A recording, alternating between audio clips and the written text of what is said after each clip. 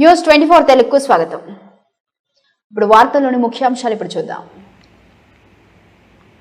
విజయనగరం జిల్లా శృంగవరపుకోట నియోజకవర్గం కొత్తవలస మండలం కాటకపల్లి గ్రామంలో రియల్ ఎస్టేట్ మాఫియా చెలరేగిపోతుంది. గ్రామంలోని సర్వే నెంబర్ 10/2లోని 12 ఎకరాల బామసాగరం చెరువు ప్రభుత్వ భూమిని ఆక్రమించి దర్జాగా మట్టి రోడ్డు వేసేశారు.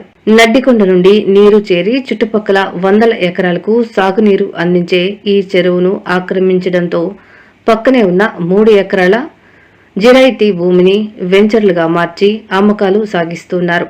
ఈ అక్రమ వ్యవహారంతో స్థానిక ఎంపీటీసీకి చెందిన వ్యక్తిని ప్రధాన సూత్రధారిగా గ్రామస్తులు ఆరోపిస్తున్నారు. చెరువు కబ్జా వల్ల నీరు అందక పంటలు ఎండిపోతున్నాయని ఆయకట్టు రైతులు కన్నీరు మున్నీరవుతున్నారు. అధికారులకు ఫిర్యాదు చేసినా పట్టించుకోవడం వెనుక రాజకీయ రెవెన్యూ అధికారుల హస్తం ఉందనే అనుమానాలు వ్యక్తమవుతున్నాయి. జిల్లా కలెక్టర్ మరియు ఉన్నతాధికారులు తక్షణమే స్పందించి అక్రమణలు తొలగించి బాధ్యులపై క్రిమినల్ కేసులు నమోదు చేయాలని, లేని పక్షంలో పెద్ద ఎత్తున ఆందోళన చేస్తామని గ్రామస్తులు హెచ్చరిస్తున్నారు.